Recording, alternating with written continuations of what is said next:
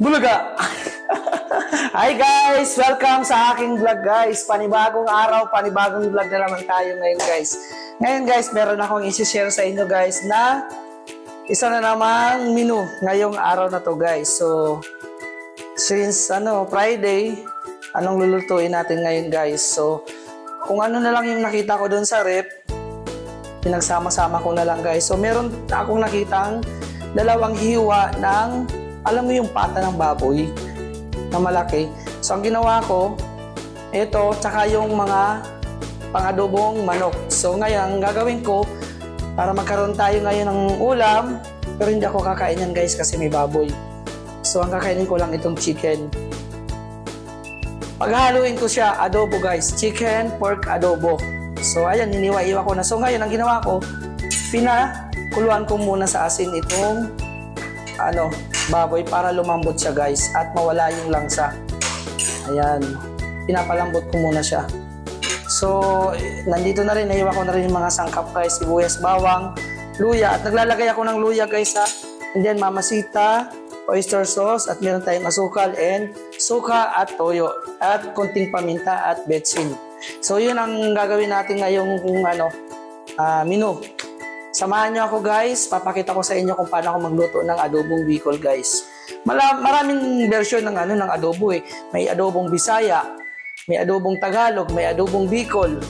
Meron namang isa pang adobo, yung adobo sa asin, tsaka bawang. Masarap din yun guys. So mamaya papakita ko sa inyo, papakuluan ko muna ito guys. So we'll be right back in a few minutes guys. Bye-bye! See you mamaya! So, habang nag-aantay tayo guys na So guys, habang inaantay natin ito na lumambot guys, so nais ko munang i-shout out yung mga nanood ng premiere ko kanina guys, while ago. So maraming salamat kay Pops MK. Shout out na may kadate ngayon sa Mega Mall. Ang sarap ng kainan nila. Shout out po. And then kay Maureen, #1 fan ni Cher. Maraming salamat. Kay Baby Olap, thank you. Kay Moon, na hindi makapag-comment, thank you. Kahit hindi makapag-comment, nanonood. Kay Mami, Mimi, shout out sa iyo. Maraming salamat sa support. And kay, sino pa ba yung nandun? Baby Olap, si Moon, si Mami Mimi, si Pops CMK. And special mention po kay Ma'am Raketera ng Taiwan. Shout out po sa iyo, Ma'am Raketera. Ayan, may another luto na naman ako na ipapatikim sa iyo. So shout out sa inyong lahat at sa iba pang mga manunood at sa mga nag-likes po at nag-share ng aking live. Maraming salamat po sa inyo guys. Sa mga nag-aabang guys, thank you so much. Sa aking mga bagong subscriber, thank you po. Yung mga hindi ko pa po nadikitan, iisa-isahin ko po ulit guys. Kasi meron pa akong hindi nadikitan doon guys. Please wag nyo naman po akong i-subscribe. Kasi ang hirap. Maraming salamat po. Malaking bagay po yung pag-subscribe nyo po sa aking YouTube channel guys. Thank you so much para makapagsimula ulit po ako dito sa Whitey World guys. So maraming salamat. Abangan niyo to guys. Mamaya palambutin muna natin to guys. So babalik po ako in a few minutes guys. So malapit na siya guys lumambot. Mga 3 minutes pa guys na kulo. And then i-drain natin siya guys. And then isi-set aside muna natin siya. So mas maganda pag patuyuin natin to guys para lumabas yung sarili niyang mantika. So Yes baby. Ha? Okay, sige. Get your answer. Ito slipper mo. Ito lang guys ha. Ito ang aking anak. Careful ha. Landahan ng plakyat. So, ayun guys. Kayo guys, ano naman ang ulam nyo ngayon guys? Share nyo naman sa akin guys.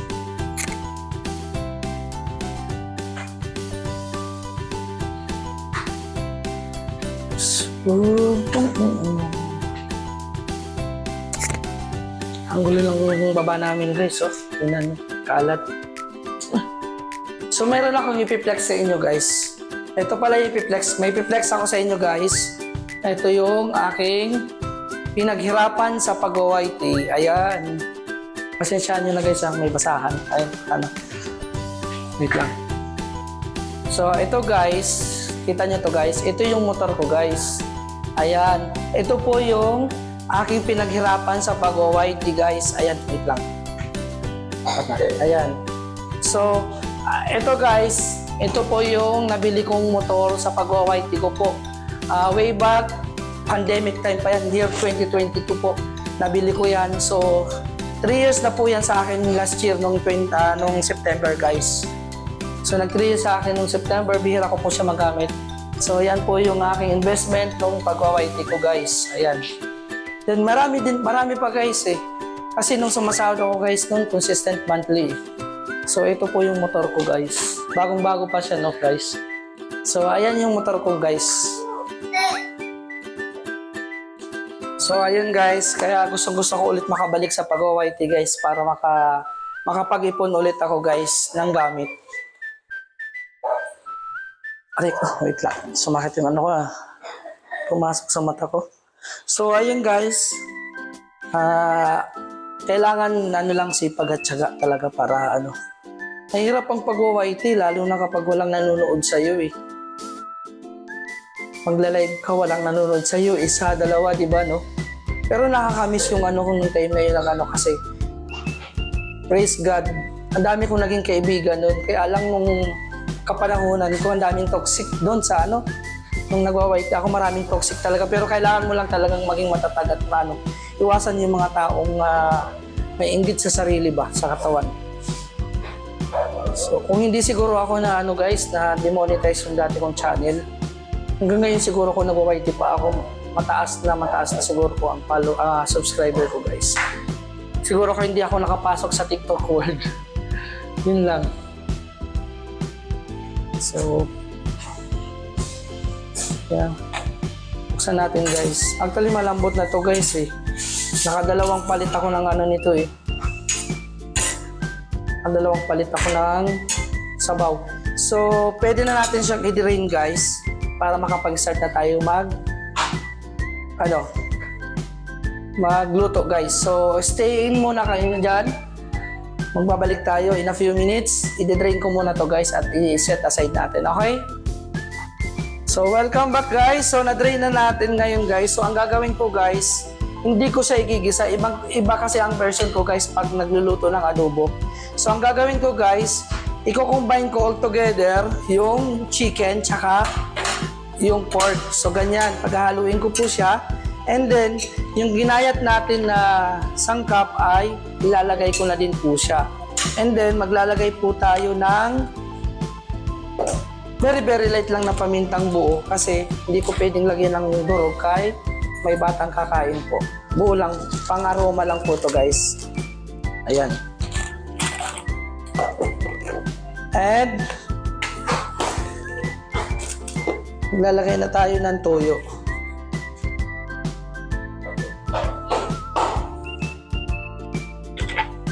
Toyo.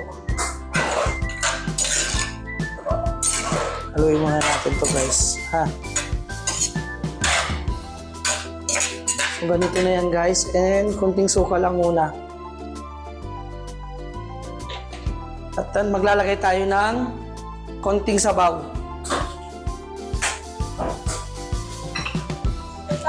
Po. Ha? Remove your na.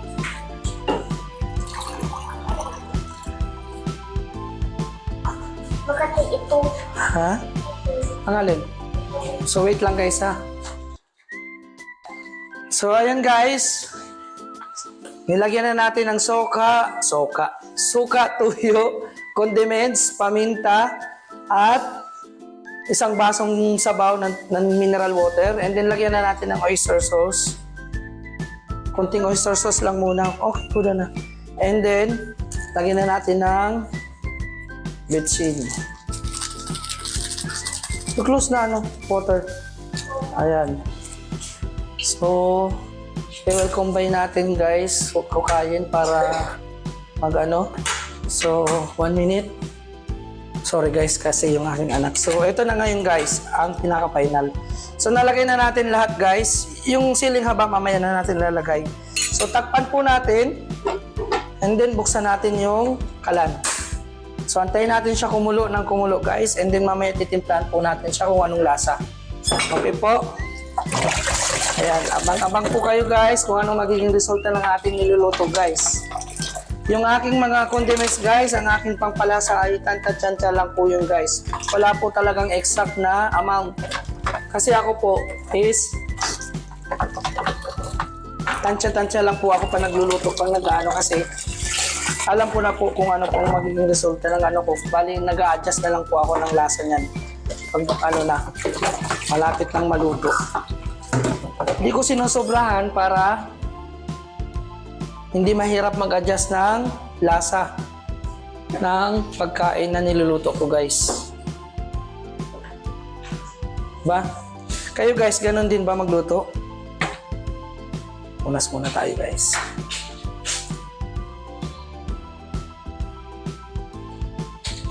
So, antayin natin, guys. We will be right back in a few minutes, guys.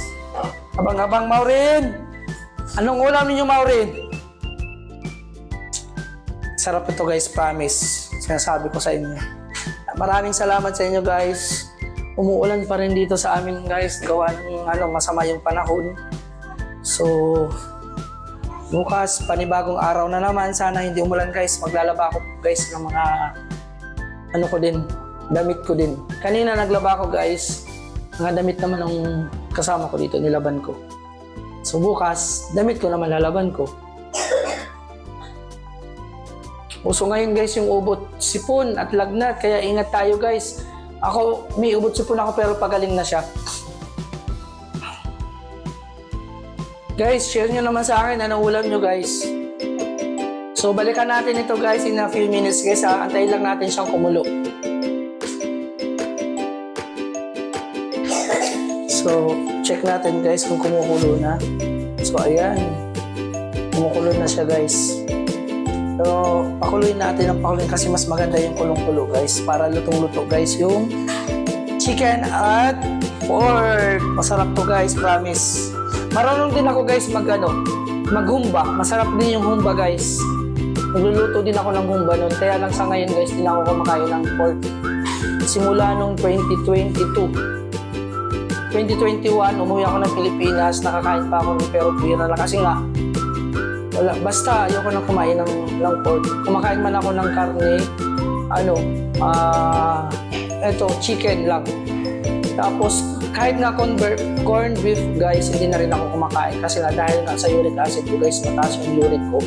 So, pinagbawal sa akin yung mga fatty foods, maalat, matatamis, yun, pinagbawal sa akin. Tapos, yung mga matataas sa purine na gulay tsaka isda, bawal na yun din sa akin, guys. Pag mataas ang uric acid nyo, guys, iwas na rin kayo, guys, lalo na sa mga mga noodles, yung mga instant noodles.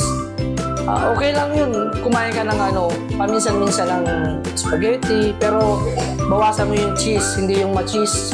Tsaka, di yun, basta lutong bahay, okay lang, basta huwag masyadong masisunin. Tapos, huwag kayong kakain ng instant noodles. Tapos, yung instant coffee, bawal din yung, guys. Napaka-ano din yun, guys. Number 1, kalaban din yun. Kasama yun sa kalaban ng uric acid, ng uric.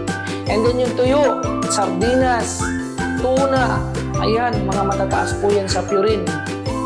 Ako, kahit isang piraso ng tuyo, kumain ako yan. Asahan mo, guys, pagka umaga, ang sasakit nito. Mga joints ng kamay ko at sa paa. One time, nung sobrang taas ng sobrang taas talaga ng uric ko, guys, hindi ako makalakad ng maayos. Hindi ko may apak ng maayos yung tuhod ko. Sa sobrang sakit, talaga hindi ka palalakarin, guys. Dito, humahawak ako dito sa ng stairs namin, ng hagdan. Nagugulat ako noon, pagka umaga, guys, di ko na ito magalaw kasi sobrang sakit. Mataas ang uric ko noon. Nung na yun, tapos nung hindi ko talaga natiis na nagpa-check up ako sa doktor, yun na. Umabot ng umabot ng all 482 yung uric ko, guys. Dapat ang uric natin ang normal is nasa 300 plus lang. Huwag aabot ng 400 plus. Ako almost 500, road to 500, kaya sobrang taas, guys. Tapos ito, namamaga ako to, guys. Ayan, masasakit ko niyan. Buti naagapan ko, guys, yung ko. ayun, niresetahan ako ng pain reliever, yung paracetamol na pain reliever, tapos yung sa uric, and then binigyan ako ng vitamins na yung sa, yung ano ba tawag ito? Yung sa labas guys, pasensya na. Yung sa nerve, yung sa ugat, B-complex, yun yung B-complex guys. Kaya tingnan nyo. Nung pag mataas pa lang uric natin guys, yung mga nerve natin guys, parang galit na galit. Malalaki yan, matataba. Kasi hindi dumadalo yung dugo natin ng maayos. Kasi dahil sa uric, bumabara. Kaya yun, makikita mo yung mga joints natin guys ay lumalaki. Doon kumakapit sa buto natin yung uric, tumitigas yan guys. Dapat yan, puksain natin yan guys, minamassage para matanggal. Ako dito, tapos ito, gap, ayan o. Ito, lumaki ko to guys, pero buti nga guys na na eh. So back to sa ating niluluto guys, ayan. Ayan. Huwag maingay kasi mag-vlog si Tito. Malapit na si Tito matapos. So standby muna kayo dyan. Babalik tayo guys pag malapit na itong maluto guys ha. So see you later guys in a few minutes. Hi guys, welcome back. So balikan ulit natin guys. Ayan, konting halo-halo. Ang raketera, try nyo na po itong chicken pork adobo ko. Masarap po ito. Ayan. Kayo guys, anong gusto niyo pag nag-adobo kayo guys? Yung masabaw or yung tuyo? Yung nagmamantika? Ako kasi mas gusto ko nagmamantika. Tapos minsan naman, masarap din naman yung may sabaw. Ito, kailangan kong may sabaw ito kasi yung bata guys.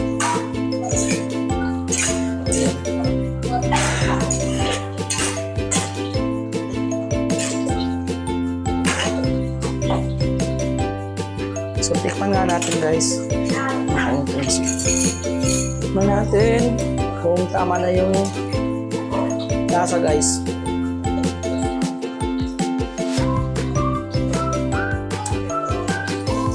Tama yung alat, tama yung asim, tama yung tamis na nag-aagaw yung lasa ng tamis ang alat at tamis. Hindi siya masyadong maalat guys ha.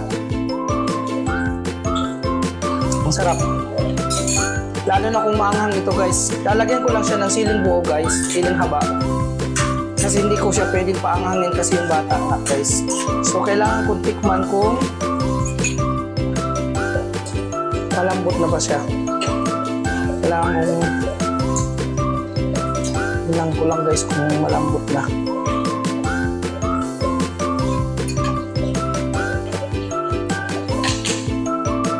Manok yung ginawa ko guys.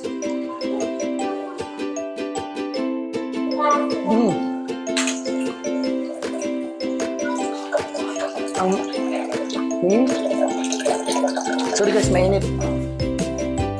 Malambot na siya guys. Sarap.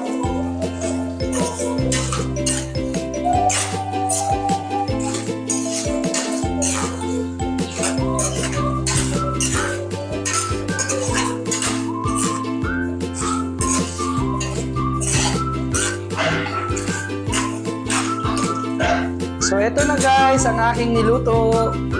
Luto na siya guys. Pwede natin siyang patayin guys. Napakasarap. Sobrang sarap guys. So guys, ito na yung niluto natin na chicken pork adobo. Ang sarap. Ayan. So ang gagawin ko lang guys, ilalagay ko lang yung sili dyan sa ibabaw. Ayan. O, diba? So maraming salamat sa panonood nyo guys sa akin. Sa aking sa aking vlog ngayon for today. Chicken pork adobo. Ayan. Maraming salamat. Bye-bye guys. Hanggang sa muli guys.